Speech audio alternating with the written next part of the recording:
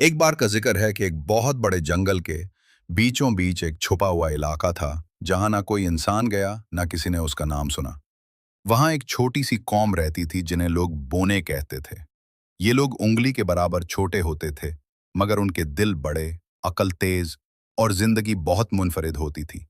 Bono ने अपने घर पत्ते तन के खाली डब्बों और बोतलों की टोपियों से बनाए हुए थे। उनका सारा गांव चींटियों, मक्खियों और छोटे परिंदों के साथ मिलकर बसा हुआ था। वो मक्खियों पर सवारी करते, पानी के ततरे नारियल के छिलकों में जमा करते और झिंगरों की आवाज पर नाचते थे। उनकी एक ही शर्त थी कि इंसान उनके वजूद से बेखबर रहें। एक दिन फहद नामी एक नन्हा सा बच्चा अपने वालदैन के साथ जंगल की सैर पर आया, मगर रास्ता भटक कर अकेला रह गया। जब वो एक दरख्त के साए में बैठा रो रहा था, तो अचानक उसने एक पत्ता हिलते देखा। उसके नीचे एक नन्हा सा इंसान था, एक बोना। फहद ने हैरत से आंखें मिलीं। बोना भी डर गया, मगर फहद ने नरमी से कहा, डरो नहीं, मैं तुम्हें कुछ नहीं कहूंगा। पहले तो बोना पीछे हट गया, मगर जब उसने फहद की मुस्कुराहट देखी तो वो थोड़ा करीब आया। थोड़े ही देर में और बोने भी छुपते छुपाते बाहर निकल आए।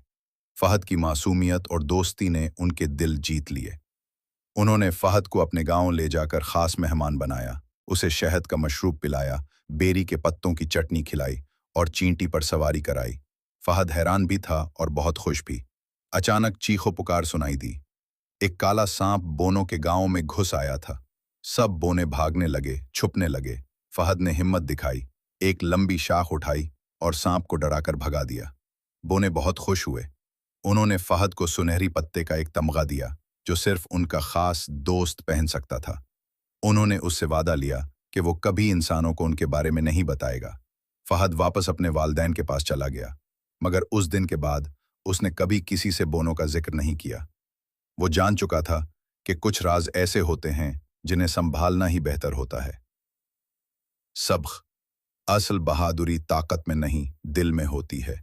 और असल दोस्त वही होता है जो। अगर आपको ये कहानी पसंद आई हो तो हमारे चैनल को जरूर सब्सक्राइब करें, ताकि आप मजीद ऐसी ही दिलचस्प और जादुई कहानियां सुन सकें। सब्सक्राइब करें और जादू को अपनी दुनिया में आने दें।